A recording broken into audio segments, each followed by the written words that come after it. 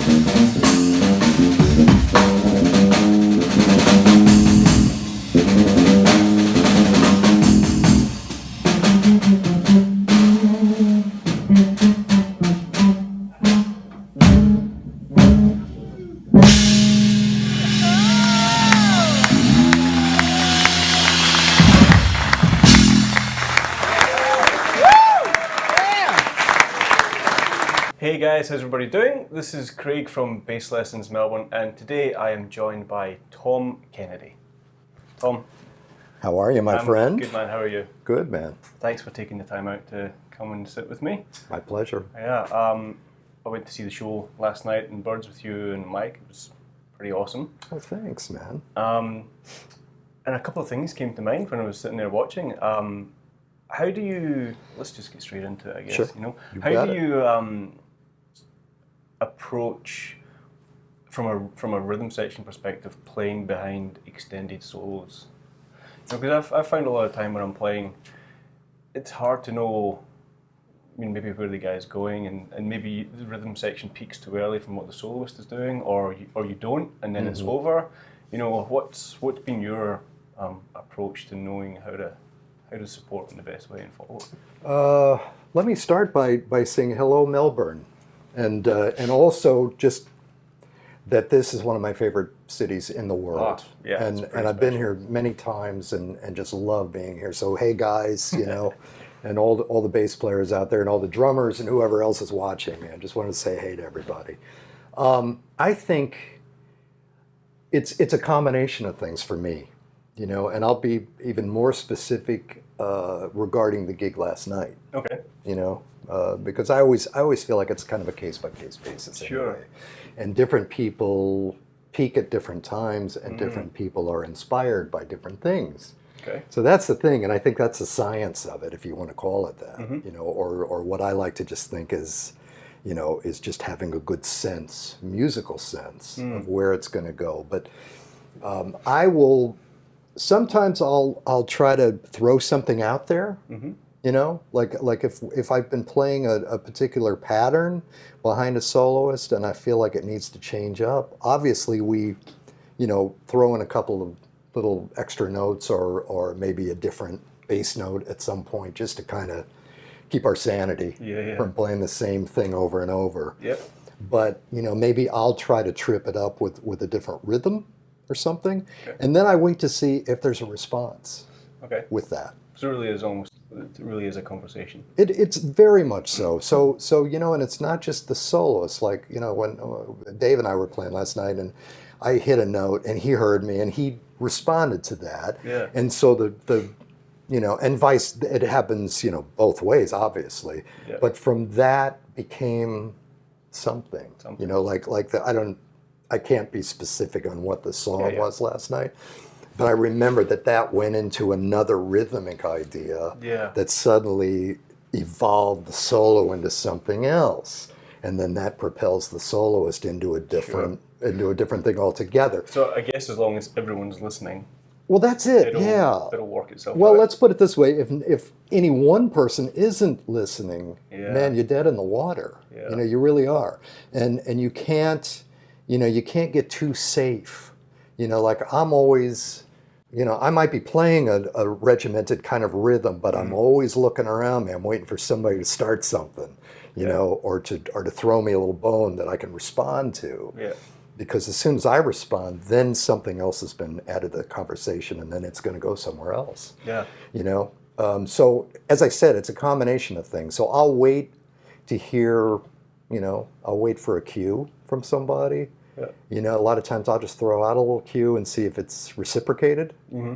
You know, and if it's not, it's no big deal. I mean, Sure. if it stays in that spot, then that's kind of probably where it was destined to end up. Yeah. And that's cool. But if I can spur on something a little different.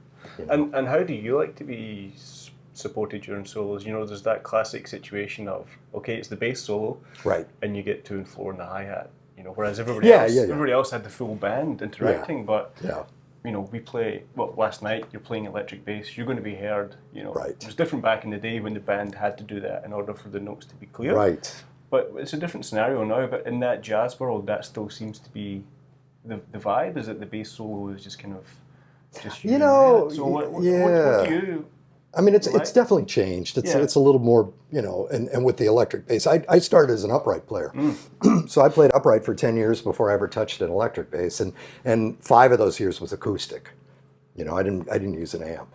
I didn't even know what a pickup was. Okay. So, the drummer, it's a little thing, little brushes on the snare, a little hi-hat. Great way to start, actually. And it was great. I mean, it was because you learn so much, and you learn about dynamic very early. Yeah. From experiencing that early on. So, I still use those concepts. And, the other thing is that I'm so fortunate to play with the people I play with that have a great sensibility about what the solos are. So, like Dave, for example, will play behind me, and he's still, he's feeding me, and we're kind of still having a conversation. Still keeps the energy. The energy is there, and there's still a thickness to there's a nice pad for me to play over without it being overwhelming. Yeah. And he, or Dennis or whoever I'm playing with, they just keep a thing going on, and if they feel like I'm starting to go into a different place, they're very careful about moving, and tracking me, which is so it would be hard to, talk about this with, I wouldn't say a lesser drummer, but maybe a less experienced drummer, I think that's why it's really important for, I used to be really upset when drummers would sit there and watch the drummer, or bass players would sit there and watch the bass, or guitar players are glued to the guitar. But there is something very positive about that, because at least you can see what your role is when you're watching great musicians play. Yeah. You know what I'm saying? Exactly. That happened last night. We were sitting side of stage, and I was sitting next to my drummer, my friend who is a drummer, not my drummer. Right. And he's like, this is the perfect angle, because he could see Dave's feet. He could see, as opposed to being in the front where you couldn't maybe see a lot of the sticking or the feet. He was like, and it really opened up a lot of ideas for him. He said, I didn't realize that would be how he would play that. Right. And I'm sure he wasn't just watching that. He was enjoying the whole show. But it ties in with that point you were saying, where getting out and seeing these guys at the top of their game can, if you go with an open mind, it can propel you forward. Yeah, I think the danger of, that what my pet peeve was in the beginning was that I didn't want it to be like a technical exercise, like a drum lesson or a bass lesson. People are just waiting for the. And they're watching they're seeing where your thumb is, or how you're playing, or what setting you have on the instrument, or watching the feet just to see what kind of pedal it is, or what that nonsense, because it's that's such a subjective thing, and you put that same instrument in different hands, and it's going to be a completely different experience. And you guys aren't thinking about that.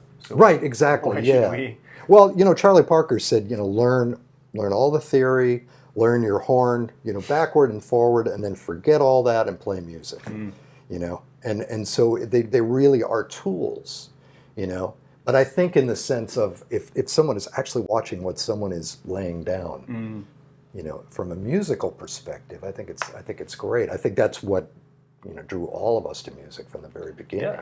Yeah, definitely. I remember the live gigs I used to go see, and man, I was, you know, like that was it. I knew what I wanted to do. You know, that was it. And you grew up in the musical Midwest? I did, yeah. I grew up in St. Louis, which is known for the St. Louis blues and all that. But we had a great jazz community there. Yeah. And a lot of contemporary players, like guys from, you know, my age group. And my brother was an amazing pianist, one of the best I've ever, you know, greatest pianist ever. In my, you know, just being able to, that was so fortunate for me to be able to grow up with him. Yeah. You know. Do you reckon you would have still gravitated towards music if you didn't come from a musical background? You know, I think that we find it, because I've seen, you know, a lot of people that were natural musicians and did not grow up in musical environments and still got into it. And then on the other hand, I've seen people that, you know, that play the radio, you know, professionally, but they, you know, while they're writing code or whatever they're doing, you know, so it's kind of, you know, it's counterfactual a little bit, but I don't know, man. I think, I kind of think I would, you know. I think if I was born with, you know, with whatever I have, whatever my gifts are, you know, musically, I think I would have gravitated to it. I don't know that I would have been a bass player necessarily. Yeah, that's true. Which would have been really interesting. I played drums for a long time. I played trumpet for 10 years. Oh, wow. You know, so I went around, I ran the gambit, you know. But bass was always the main instrument for me. It always connected with that. Yeah, there was some, you know, the craziest thing was when my brother, you know, he was in junior high school, middle school, and he brought an acoustic bass home to practice because they had asked him to play in the orchestra because they didn't have anybody tall enough to play the bass, and he was very tall. And they said, yeah, so, you know, would you consider playing bass in the orchestra? I said, oh, yeah, okay, whatever. How hard can it be? Yeah, and he's another one. He can learn an instrument in a week or two, you know. So, and they knew that, and so they gave him the bass, and he brought it home. And I remember walking in and I saw this bass, you know, standing up in the corner, and I was fascinated, man, you know. And I walked over, and it was facing into the wall. And I remember I just reached around and I played an A on it. I remember the note I played an A on it. And I heard that resonance, man. And I'm going to tell you something, man. That was it. Wow. You know, and you could say what you want about that, but for me, that sealed my fate. You know, as a bass player. You know. Yeah. You know, so. And growing up, I was reading that you and your brother were big kind of Oscar Peterson fans and stuff. Right. What is it do you think about Oscar's music that's so captivating? I think. Well, you know, we had a couple of mentors in St. Louis that played in a very similar way. Okay. There was a bass player named Jerry Cherry. Great name. Great name. A colorful guy. I mean, he was unbelievable. And he instilled so much great information, you know, in me. And it wasn't like book information. It was about soul, and it was about playing time. Stuff that kind of 10 years later, you're like, you grow into a lot of it, sure. But, you know, just how to attack, how to get a good sound on the bass, you know, how to not worry so much about, you know, the fingers as much as the notes that you want to get out, you know. And, you know, I was a little kid, so it was kind of hard for me to play correct technique. My hands were smaller at that time, you know, so I was just hacking away, but I was playing hard, you know. And he you know, was also a bass repairman, so he worked on my bass. He had a son that was a little jazz drummer, a year younger than me. So my brother and I and Steve Cherry had a trio together. Steve was 8, I was 9, my brother was 11. You know, just almost 12. And we were playing Oscar Peterson stuff because Jerry Cherry kind of turned us on to this trio sound. Yeah. You know, my dad turned us on to Dizzy Gillespie and Charlie Parker and, you know, and the bop thing. And then I remember, you know, Jerry played us a Oscar Peterson record one time. And man, it was just like, you know, there's such a mood, you know, such an ambiance in that music, you know. It's kind of like the first time you hear Bill Evans, you know, the Bill Evans trio with Scotty and, you know, and that band, you know. Pocket, I think, in the time feel. Oh, God. Just unbelievable. Well, Ray had his own time. I mean, it was Ray's time, man, and you played Ray's time, you know, and so that was a lot of where I got, you know, the you know, that you really have to be, you know, I personally think, you know, that drummers are definitely timekeepers, but bass players are as well. Yeah. You know, and we shake hands with drummers, you know. I mean, that's, and I know that every drummer that I play with relies on me just as much as I rely on them, you know. And so it was a really good lesson for me very early on, you know, to learn how to play hard. And Jerry played very hard too. Okay. You know, he was a real time player. Yeah. And, you know, and I used to watch him, man, and he'd get mad at the drummer and he'd start stomping his foot and looking at him, you know, and looking back at him, you know, and it teaches you things. I mean, you're not gonna do that, but, you know, I remember just thinking, wow, that really is it. That's what's important. It's an important thing. Yeah. I'm sitting there, you know, I'm 9 years old, and I'm sitting there thinking, yeah, I got to really dig into this thing, and, you know, and wow, what a great thing for a kid. You know, like to have that knowledge going forward. Totally. You know, and it's been invaluable to me. Yeah. You know, along with a lot of other things that he taught me. And how did you go around assimilating such complex jazz language at such a young age? You know, like it's not, it's hard enough maybe for somebody who's at the university level internalizing it, but for an 8-9-year-old kid to just kind of delve in and get it all happening, like how did that happen? Well, we did it by ear. I mean, my brother and I both, you know, all of us had perfect pitch, which didn't hurt, you know, so we could pick things up fast. And you know, as far as the notes, you know, I could hear what Ray was doing immediately.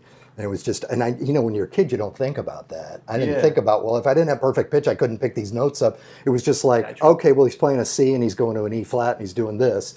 And then I would just, and I wouldn't even think that far. I would just hear it and I'd play it. Right. You know, I knew, I just heard the notes so I could play the notes.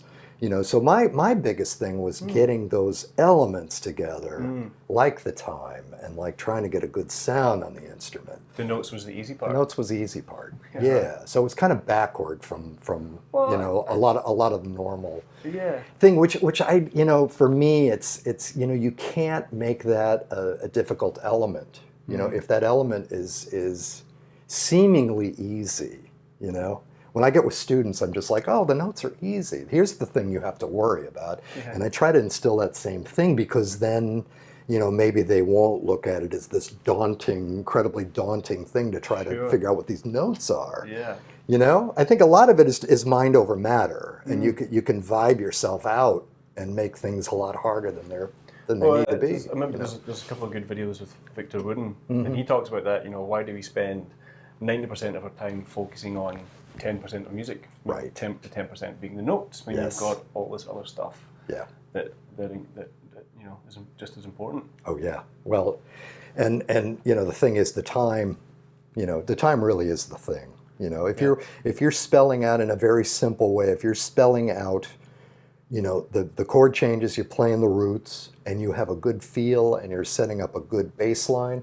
That's all you need to do, man. Yeah. You know, you don't have to be an acrobat. You know, you don't have to be, you know, you still, in this day and age, the guy that can play a really good foundational bass line is the one that's going to be out there gigging. Yeah. You know, doing the work. Because that's what you're doing 90% of the time. Well, and also, you know, everybody else in the band's an egomaniac, so, you know. Not talking about you guys or anything. No, but seriously, you know, it's like people want a foundational thing. It's still the same as it ever was. They want foundation behind what they're doing. Yeah. You know, so there are a lot of, you know, especially upright players, you know, that don't have a lot of chops, man. But these guys are out there working all the time because they play beautifully behind people. Yeah. You know, it's such a big part of our role. Musically. Yeah, I get students all the time that ask, how do I get chops? I'm like, why do you want them? Yeah. You know, I mean, it's fun. You know, it's fun, and eventually you want to develop that thing, and I think that's the thing. It's an eventual thing. It doesn't happen overnight. Yeah. You know, and it also what your influence is. But you have to have a strong sense of what it is to be a bass player before you can, you know, you got to crawl before you can walk. For sure. In other words. Yeah. You know, but the crawling is actually the important part. Yeah. You know, I mean, I really think that, and that was the thing that drew me to Ray Brown, was the fact that he played bass lines like a solo. I mean, he was all over the instrument. He played beautiful arpeggiated, you know, bass lines, but you didn't notice it. I mean, it was just like, wow, seamless. It's just, yeah, it just sounds like this incredible line. But I never heard anybody play bass like that before. Yeah. You know. So what was your transition to electric? I heard Larry Graham. Good old Larry. Yeah, it was funny. Well, here's the fun. This is a great story, if we have time for it. We've got plenty of time. So my dad had a music store for about 35 years, and so we were all forced to work there. So I was. It could be worse. It could have been, you know. Oh yeah, no. I mean, we didn't really appreciate it. We actually had a ball. We had so much fun at that store, and we goofed off so much, and we'd sit around playing instruments all day anyway. But guy came in one day just before the store closed, and my brother and I were there holding down the fort, and we were kids, so we wanted to get out of there. Yeah. We wanted to lock the door and go home. And this guy walks in, and he said, "Yeah, can I see that bass over there?" I'm like, oh God, you got to be kidding, you know? Because these guys would come in, you know, and they'd sit there and they'd play and they'd play and they'd play, and then they'd walk out. Yeah. You know, they wouldn't buy anything, you know. And I thought, okay, well, we've got 10 minutes to go here. The music store Saturday afternoon chop fest. Yeah, well, you know, and that was even, I don't know, it was even before that. Yeah. You know, it's just like the guys come and thump around on the bass a little bit, and you know, I'll come back, you know. So anyway, this guy comes in. And he sits down and he goes, "Hey man, you mind if I just plug into that little amp there?" And I'm like, "Sure, okay," you know. And he starts slapping. He starts playing funk. Okay. You know? And I don't really know, you know. I mean, looking back on it, I'm not quite sure, you know, how much facility he had. But I remember when I saw it, it was like magical. Yeah. Like, what is this? You know, what's he doing? You know. And he sits there and he's doing this thing, and I'm just standing there watching. I'm fascinated with this guy just hanging. I think he thought I thought he was going to steal the instrument or something, you know. But I'd never seen that before. I'm just like, you know, watching him. And he said, "Okay, yeah, thanks, man." And he gives me the bass, and he's starting to walk out. I said, "How do you do that? You know, how do you do that, man?" And he said, "Get a Larry Graham record." And he walked out. It was really like a message from the heavens, you know. It was really amazing because he didn't go into anything. You know, we never saw him again, obviously. And Larry had a great marketing team. Wow, no kidding. Yeah. Well, Larry, you're. But you know that inspired me. Okay. And it wasn't long after that I heard Louis Johnson play, and I'm blanking on Level 42. But Mark King, yeah. And you know, it just opened up a whole world for me. And it was, you know, because I really kind of thought, I was never really attracted to the electric bass because I could do everything on upright. Yep. And I really loved the music that I was playing on upright until I heard Graham Central Station. Yeah. And then I thought, wow, there's this eighth note thing that's going on out there. Right. That is incredible, you know. And I would just walk down the street, you know. Unique to the electric bass, I guess. Yeah, very much so. Yeah. Although it started on upright, you know, it started there. I found out later, but you know, it was just like a whole different element. And then I thought, wow, so this is kind of like this other thing I can do. Yeah. You know, that's fun. It was almost kind of like I had a hobby along with playing the jazz music. You got the real instrument, and then you got the kind of the fun, you know, and kind of work on this and try to develop my chops. And soon after that, I found a guy in St. Louis that was a good funk player, and I used to go out and listen to him play. Yeah. You know, and man, I was in. Yeah, I was totally in, and you know, and then from there I started hearing other guys, and then I started realizing, yeah, you know, you can play with fingers, but you can play different things. Mm. It can be a completely different thing from the upright, you know. And then later on I developed, you know, tried to kind of, you know, bridge the gap. Feel like one. Yeah, you know, because that's the other thing. If you're going to be a doubler, you need to be able to do everything on both. Yeah. Ultimately. Yeah. You know. So you moved to New York in 84. 84, or how old were you? 24. 24 and 84. Yep. Now you know how old I am.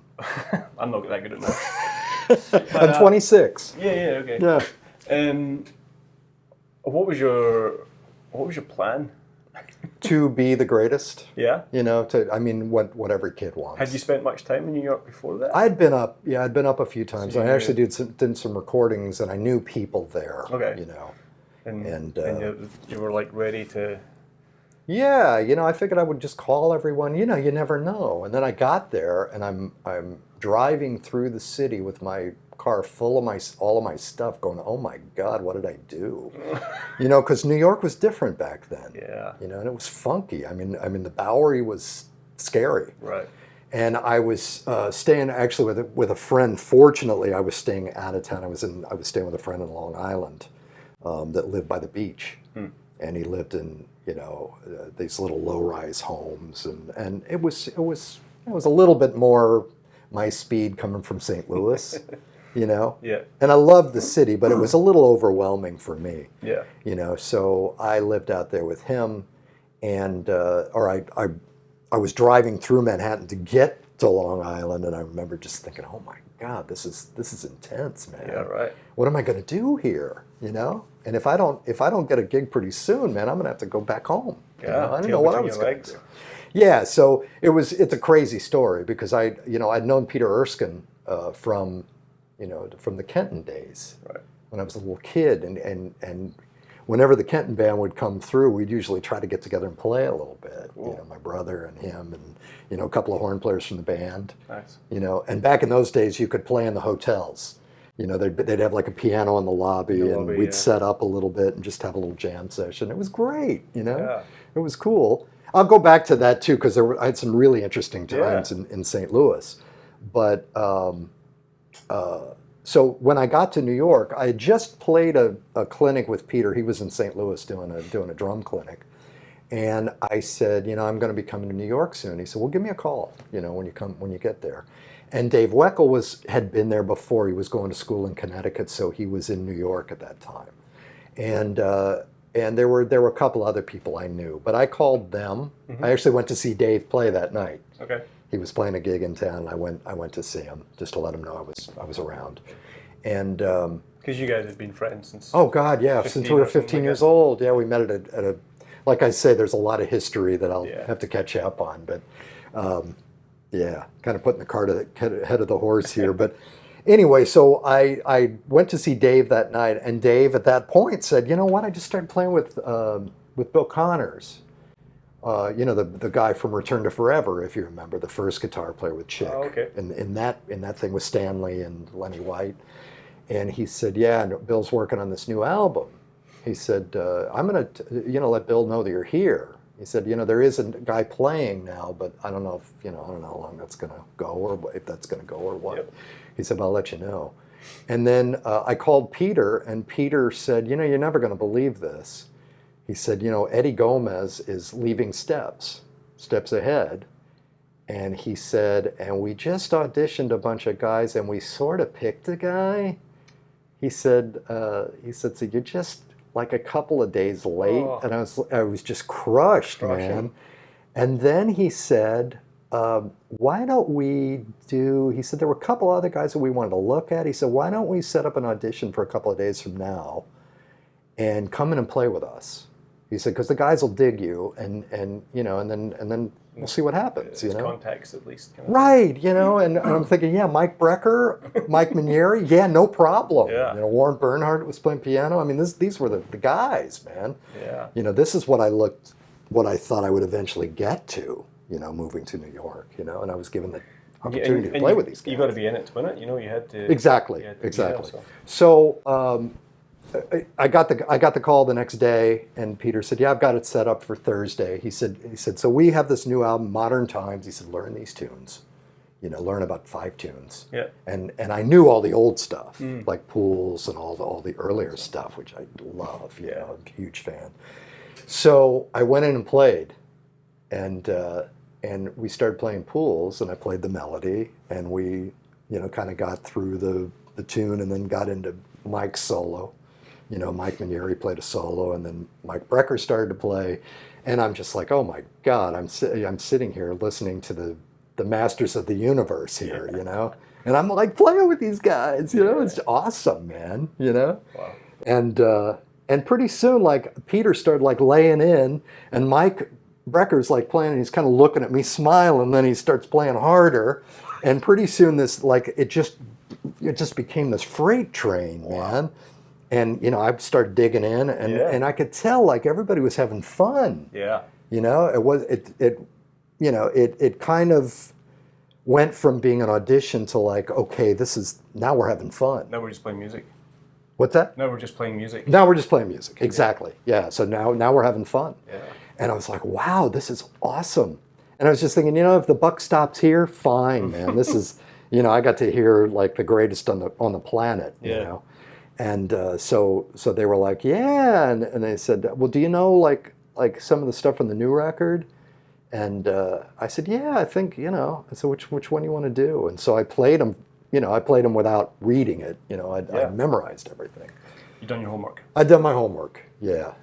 Number one thing when you're going on audition, guys, you know the tunes, don't read anything. You know, like go in and be conscientious, because people love that. Because then you can play and interact. Exactly, and it's a thing too, man. If you go in an audition and you know someone's music, people are, you know, that's the greatest form of flattery. Well, because it shows that you care and you want it enough. Right, that's it. And people are stoked. Yeah. You know, it puts you on a different level immediately. Yeah. You know? And so I got a call the next day. Yep. And Peter said, welcome to the band. You know? He said, the guys loved you. You knew all the stuff. He said, you played the hell out of all of it. He said, you're in. You know? And so that was the second day I was in New York.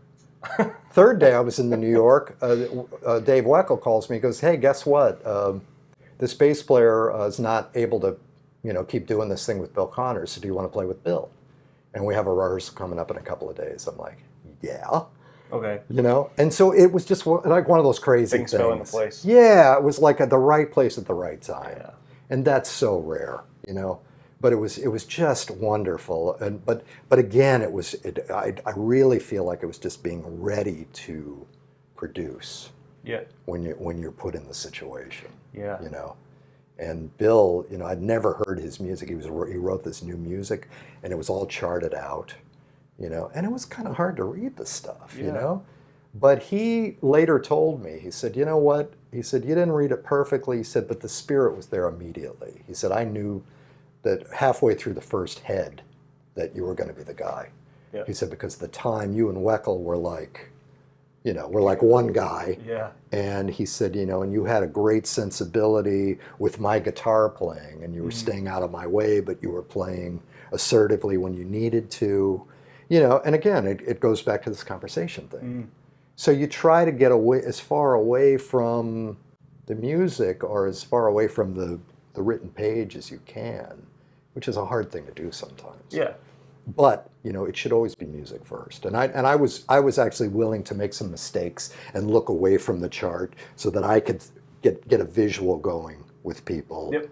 You know, and it's a rehearsal situation anyway. It's not like we're on a gig. Trust your ears. And trust your ears, sure. You know, and I could jump back in at letter B, you know. But the idea is just to you know, to have that sense of, you know, that visual conversation as well. Yeah. You know. So would you say the maybe what's one of the defining traits that's helped you get through your career? You know, something that you've kind of worked on that you felt has been consistent in helping you to get to where you are? Yeah, I think all these things. I think playing good time. Yeah. I think being conscientious about the music. You know, I think having a good sound. You know, I think that's really important. Yeah. Because people want something that's established. You know, they want to feel like, you know, that to me is identity. Yeah. Just as much as as you feel. You know, and even more so sometimes. You know, for certain situations. Sure. And I guess maybe don't be afraid to really sculpt that, because not everybody likes everybody. So not everybody's going to like your tone, but at least some people will, as opposed to it being wallpaper. Well, the other thing, and I just and this was not that long ago, but I did a record date for a guy that wanted me to play upright initially in this recording, but then later on decided that he wanted some electric bass, and he also decided that he wanted some fretless electric bass, and he also decided that he wanted a little bit of this, So the full range. the full range. And he said, it went from bring your upright to bring every bass you own. So that we can decide on what it's going to be. Yeah. And I brought 4 basses, but I could play them all, and I understood them all, and I'd had a lot of experience playing all the basses. I played fretless. I played fretless exclusively with Steps Ahead. Really? Yeah, because they wanted a hybrid. Eddie had left the band, and they wanted more of an electric flavor, but they still wanted that a little bit of an acoustic, Bit of that bloom kind of sound. You know what I mean? Like a little growl.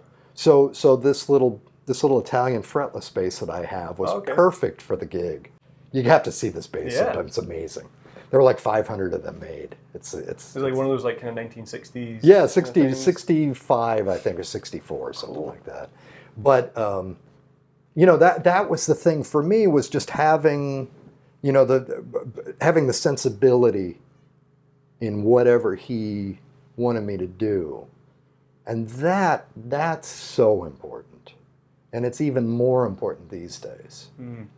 For young guys, man, you've got to be able to play everything these days, because people are exposed to everything these days. Back when we were coming up, when I was coming up anyway, if I heard like great jazz, and I heard, like Jimmy Cobb, the great jazz drummer, I was stuck on Jimmy Cobb for a long time, Yeah. Or if I, like Ray Brown, I was stuck on Ray for years, Yeah. And I developed a lot, so it was a good thing. But these days, you've got this bass player, you got this bass player, you got this bass player, and everybody wants to play all this music.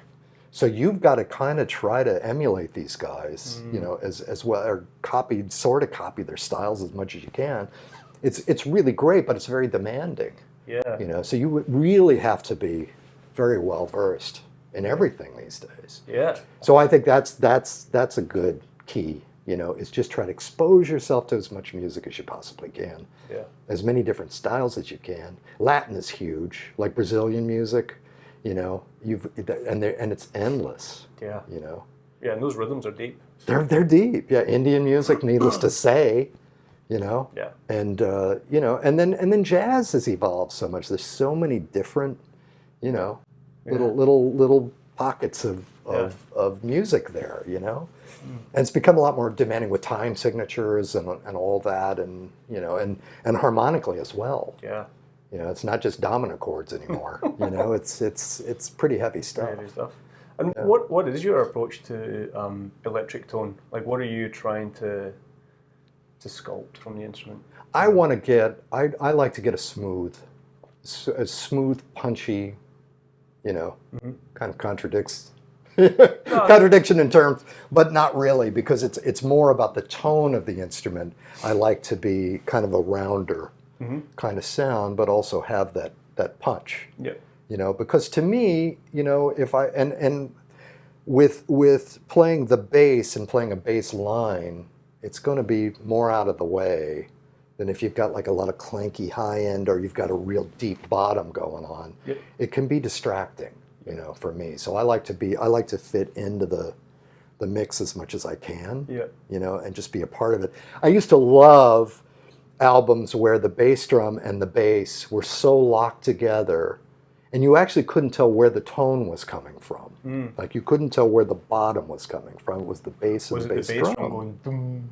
Well, it was, it was the bass? Well, it was hard to tell a lot of times, and you'd have to listen. Like if the bass player would play a note where the kick drum didn't happen, and vice versa, then you'd figure it out. You go, oh yeah, so the kick drum is setting up the bottom of the sound of the bass. So that low F that I'm hearing is really not as deep as I thought it was, because I was hearing the kick. So you're kind of sitting a little bit above the kick.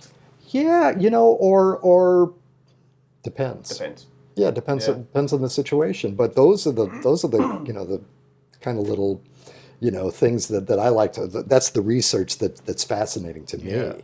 Yeah. You know, it's just to see where things sit, and that's really important. And what brought you to Fodera? Oh God, well that was just a done deal. You know, I was at a NAMM show, and I was playing with Bill Connors at that time, and I was playing an old '64 jazz bass, which is a beautiful instrument. It's great, but it buzzed like hell. Still have it? No, it's gone. I had L series precision and jazz bass that I sold for nothing, you know, and they're priceless now. Yeah, wow. You know? I went through a lot of instruments back in those days. So I was at the show, and I was walking around, and I was realizing that I wanted to get a 5-string. When was this approximately? This was when I was just in New York. Okay. I was just starting to rehearse with Bill Connors, and I was starting to hear like these things an octave down, you know. Anthony Jackson? Big time. Yeah. Yeah. And Dave had been playing with Anthony some, and so I heard I heard the Steve Kahn record called Casa Loco. I don't know if you've ever heard that. I haven't heard that one, no. Incredible. And Dave played it for me in his car. One night we sat out in front of Bill Connors' place after rehearsal, and he said, "Hey man, check this out." And he played it, and that was it for me, man. It's like, you know, and needless to say, AJ is just incredible, you know. I mean, he's you know, the greatest. But the tone really like pulled me, and I'm like, oh wow, you know, the low B thing was like, yeah, that's exactly what I want. You know, I want that sound. And so I went to the NAMM show, and I was actually playing with Bill. We were at the Dean Markley booth. We used to endorse Dean Markley products a long time ago. And so we were at the Dean Markley thing, and I was playing, and I said, you know what, man, I'm just going to walk around and see what's here, you know. And so I was playing a bunch of, you know, 5-strings. I never really thought about playing a 6, you know. And so I was looking at 5-string basses, and they would feel weird, or the sound wasn't quite right, you know, or they had a real extreme dip, you know, in the EQ, and so there wasn't a lot of mid-range, and it didn't sound like my Fender. You know, it wasn't as clear as my Fender, you know, and I was thinking, well, that's not It is work. hard to get that 4-string clarity on a 5, I find. It is, but then, you know, and it was so funny because I'd given up. And I went back to the Markley thing, and I got my bass, and I packed it up, and I'm walking out the thing, and I turn the corner, and I see Fodera, you know, and they've got it, and I immediately see this 5-string sitting up there, you know, just a very, you know, jazz bass, just normal, you know, very, you know, didn't really stick out. You know, it's just sitting there, and I thought, what the hell, you know? And so I saw Joey Larcella was there, and I said, hey, do you think I could play that bass? Yeah, come on over, you know, try it out. And he plugs it in, and I played it, and I played about 5 notes. I'm like, this is it. This is it, you know? It was like I'd played it my entire life. It just, you know, it just molded to my hands. Yeah. And it had that clarity. It had that amazing clarity that my Fender didn't have. You know, it was like my Fender on steroids. Yeah. You know, it was amazing. It was so clear. And versatile. And versatile, yeah. And I put the back pickup on. I was able to play all my stuff like I'd been playing the bass forever. Yeah. And, you know, I said to them, I said, you know, I'm playing with Bill Connors, and I'm playing with Steps Ahead, and I'm looking for a 5-string, man, and you know, I don't know if you guys would be interested. I said, but, you know, maybe we could, you know, if we could work out some kind of a deal, you know, where I could represent your company or whatever, because I really believe in this instrument right off the bat. I mean, this thing is incredible. And I was playing a gig never forget, I was playing a gig with Bill Connors 2 nights later at this Upper West Side club with Dave, with Weckl. Oh, yeah. And we're playing the gig, first set, and I'm playing with my Fender, and here come Fodera, Vinny Fodera and Joey Larcella come walking in with the bass. Oh. And sit down, and I come off on the break. I said, hey, what are you guys doing here? They said, we came to give you your bass. I said, what are you talking about? He said, that's yours. Really? That's your bass. They said, play it on the second set. The one that you played in the... Yeah, the 5-string that was sitting up at the NAMM show. Yeah. They brought it to me and said, yeah, we want to do this. I said, so, you know, play your bass on the next set. So you did? And I did, man, you know. And I never looked back. Yeah. You know, there was just never an instrument that I played, and I've played a lot of Foderas. You know, since then I've played a lot of basses that come in and out of the shop, and they're amazingly consistent. Yeah. You know, and they're all so playable. That's the thing. You know, and it's hard to describe that because a lot of instruments feel good until you have them on the gig. That's the litmus test, you know, to nail on the gig. It really is the gig, you know, and I've never been let down with them. You know, I get them on the gig, and it seems like they're even better.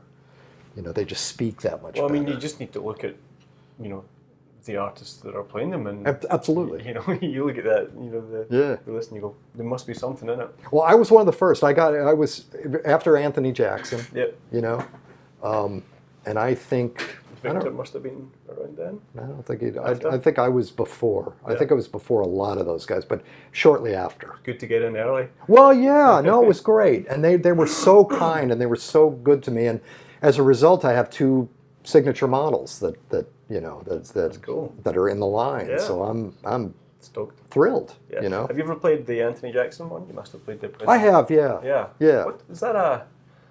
How does that speak? Oh, to the big you? fat guy. Yeah. Yeah. I mean, it's a thing. It's a thing. You know.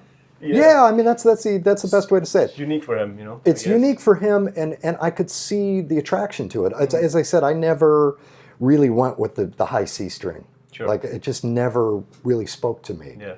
You know, I kind of wanted to stay organic, just in the sense of Bass. the top end of the bass. Okay. But I wanted to be able to get that extended range on the bottom. Yeah.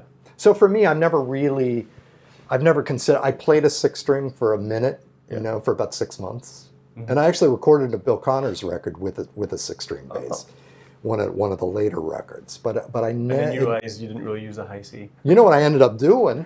I put the G on the top, and I had a low F sharp, You went, which was really cool. Wow. Because I could like play a G and then play a sub G below it.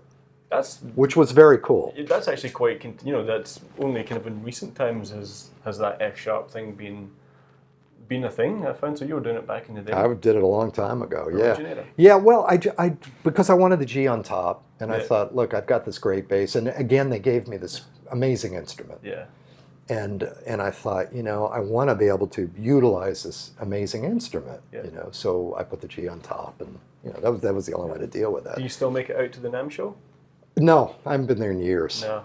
I just, you know, there's always something going on. I'm always on tour or Yeah. something, and you know, or doing a recording thing or something. Yeah. So, I sort of miss it. It's a great way to see people. Catch up. You know, just kind of catch up.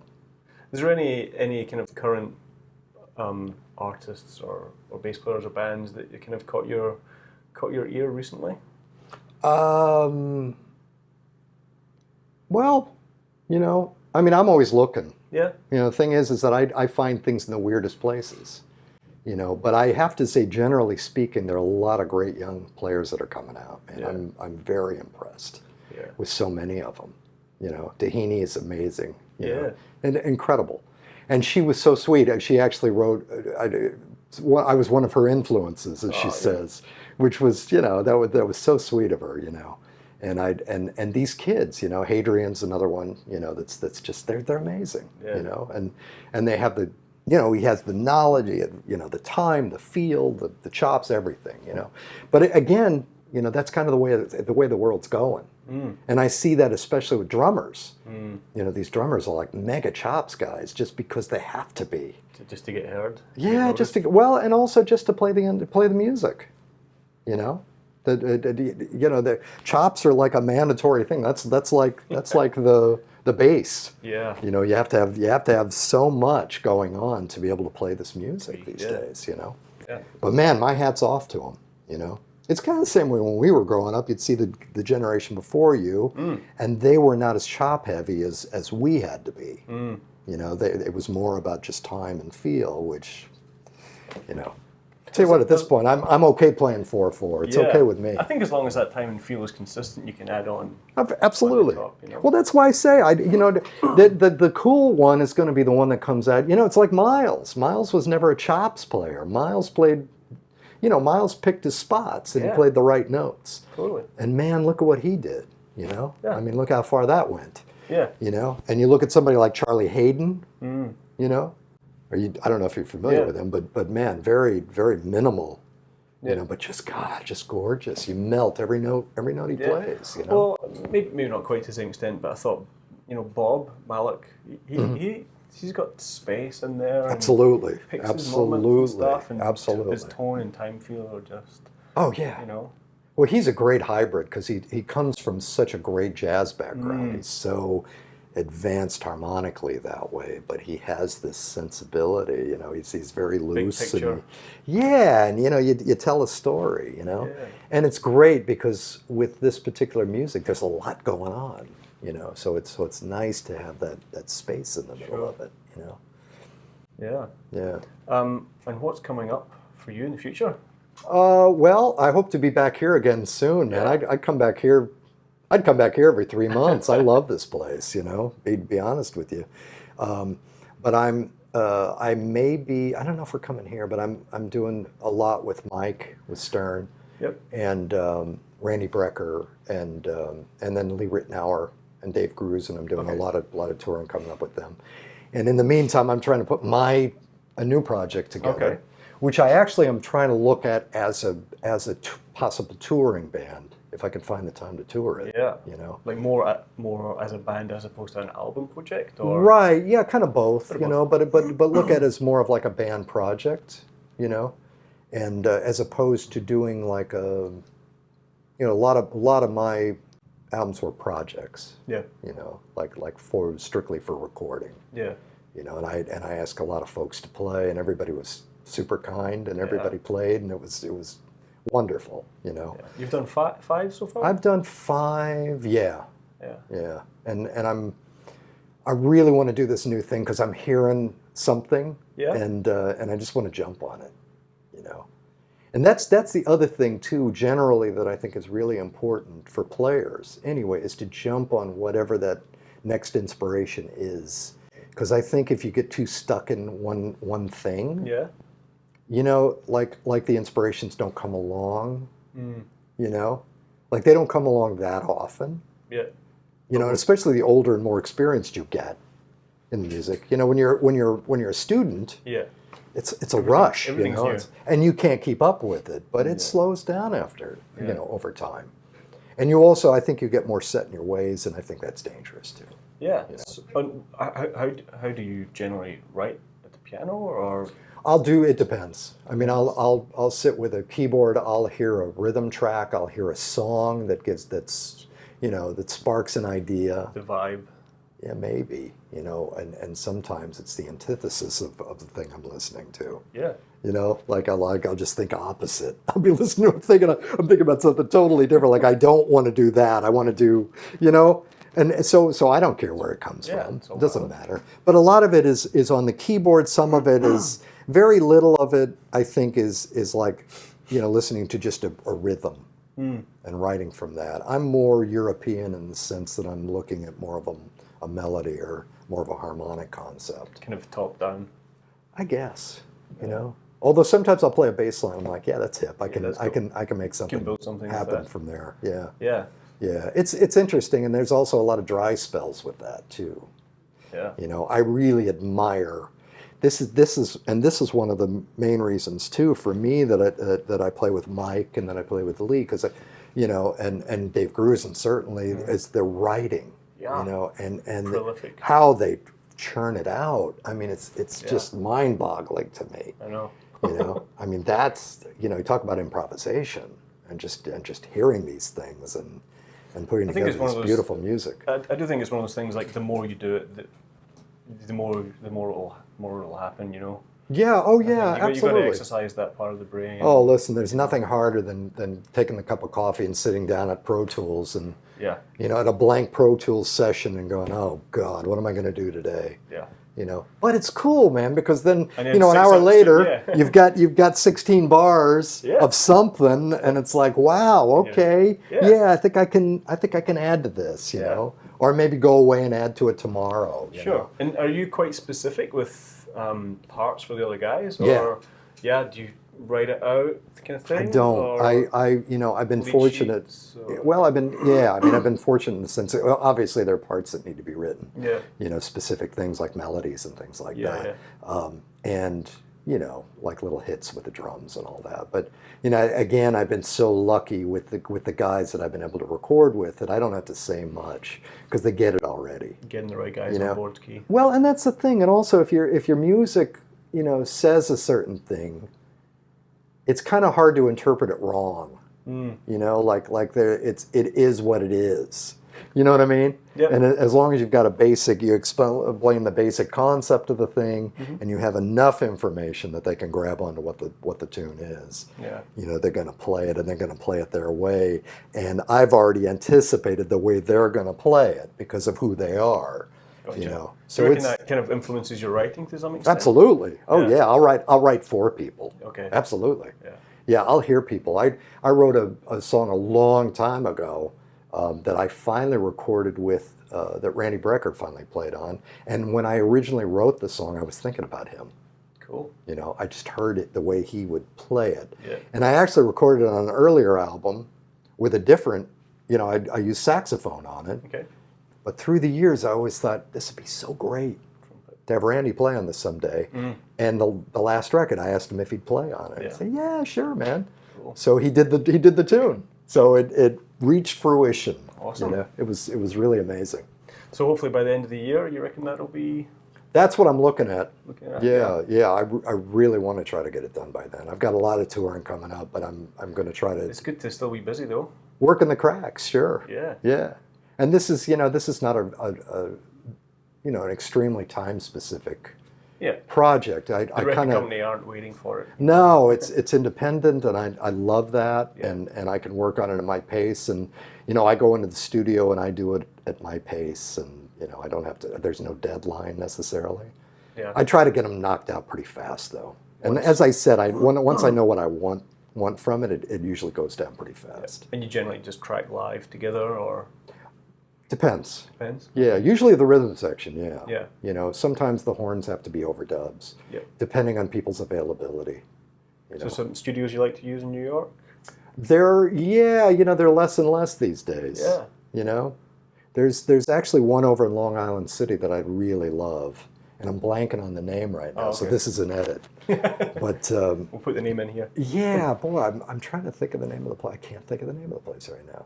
But there's an incredible young engineer over there that I've worked with, and that is a great mixing engineer, and he tracks and mixes, and he understands what you're going for. He knows exactly what I want. That's a big thing. And the last record was actually the only one that I have just kind of basically mixed by myself. I was just listening to that. Sounds great. I think it's a good it's a good record. I like it, and. Each one is kind of a learning experience and a learning curve, because they're all different. Definitely. Yeah. You think even if they seem like a similar genre or whatever, it's a completely different ball game. So that's fun. That's a ball. That's cool. You have a little studio set up at home. I do. I've got a little Pro Tools corner. I call it. And I think definitely that's one thing that bass players should be getting into today, because it's so easy and so accessible to record yourself. I do a lot of it. I do a lot for other people. I'd send tracks around. I think even just as a practice tool. Absolutely. Record yourself. Oh yeah. So easy now. Well, I carry an AD converter on the road. I've got a little Zoom. Yep. And I've got my Mac, and so I can actually, I'll actually just roll it, and I'll play along with a drum track or whatever, and then I go back and listen. Sure. Yeah. It's good. You learn a lot. That's for sure. Definitely. Yeah. I think we've got to wrap it up there. We've got to get you back to the... Oh, yeah. I got to play a gig, don't I? Yeah. That's right. We've got to play some more notes. Now, do you have everything you need? Absolutely. Another cut, obviously, but... no, but I mean, if there's specific questions that you want, I can address more of a bass kind of thing if you want, or, This was great. Okay. Yeah. Yeah, I just didn't know if you wanted to be more specific than general, but I... We got into some details here and there. I think so, a little bit, yeah. But if like this stuff, hands and things like that. Well, I think, that's the kind of thing that I think you got to see you play. Yeah, I agree. You know, I agree. Of course. like I mean, last night I was thinking. I think one thing that's always kind of struck me is you play a lot in the lower register. Mm-hmm. You know. Yeah. But that's, when I hear that, I go, oh, that's Tom. Like Right. it's become, it's how you, I don't know, it's how you express yourself. Like I could ask you about why or what you're thinking behind it, but I don't know what benefit that would give to other people or what. Well, yeah. I mean, it depends on like, what they're into. Sure. Yeah, I mean, like, you know. so what is there a is that a conscious thought to play to soul in the lower end? It was transferring what I played on upright to electric. That's what I figured. Yeah. You know, so that could be beneficial for guys that are thinking about going into electric bass. Yeah. It doesn't seem quite as daunting if you can kind of directly, flip over to your stuff to an electric instrument. Yeah. And then I also did it with a fretless bass, so it was Right. even closer. Yeah. To it. But I never wanted to change that. That was the thing, because it is an identity thing. And I also feel like I can be, which might be interesting to the students, but I feel like I can be more expressive as far as note lengths, as far as tone on the instrument, because it's a bass, and you can play high on the instrument, and you can play in guitar range, or you can play down here where the bass range is. Yeah. And to me, if I'm playing in the range of the instrument, I get the sweeter sound. I think it's really the part of the instrument that sings. So what I'm trying to basically do is play saxophone or trumpet on the bass, in the bass range. Yeah. And that's also why, a lot of bass players pick every note. I don't. I pick sometimes 1 and 3 notes. It's a lot of legato. There's a lot of legato stuff going on here, because to me it's lyrical. Sure. And I'll concentrate if I am playing eighth notes or I'm playing an eighth note pattern. A lot of times I'll put the emphasis on the second eighth note, so it gives like that kind of loping, swingy kind of feel that you would get from a horn. Yeah. And so that's a thing for me. Yeah. And that's become, as a result of doing it that way, that's become kind of a signature thing for me. Yeah. Yeah. But it's it's just, I don't know, man. It's the same thing when you hear AJ play. Yeah. I mean, he has signature things that he does on the bass, and there's a sound that he gets. Jocko, obviously. Yeah. And that's kind of, you want to do it through music. Like I'd never wanted to just have an identity just for the sake of having, somebody will say, oh, that's him. Yeah. Because that's not good enough, man. It's got to be something that's musical. Yeah. It's got to be something that you believe in. Yeah. You know what I mean? Yeah. I see guys that play instruments because they got the endorsement. Yeah. And it really doesn't sound like them necessarily. And in the closet, they're playing this other instrument that they like better. Yeah. So a guy that comes to mind would be Gary Willis. Another super identifiable. Right.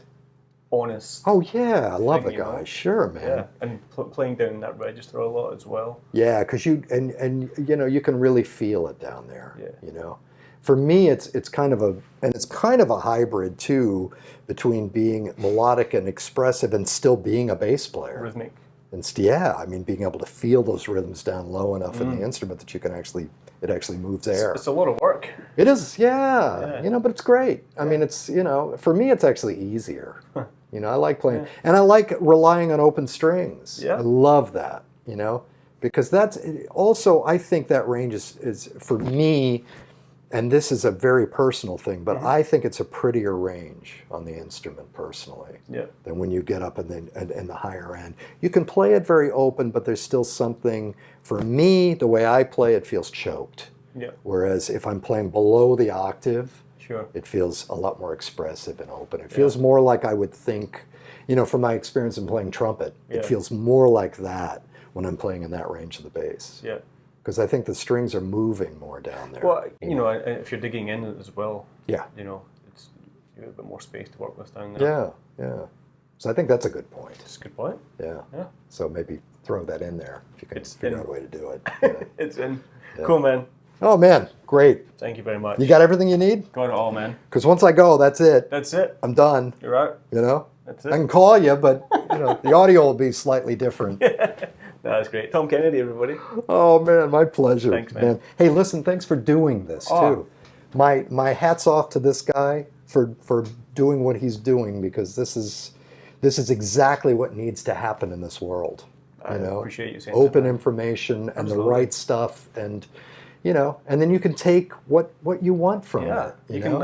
I've learned from everybody that I've had in here. Yeah. Everybody's got a different journey, a different approach, a different concept, and it's all valid.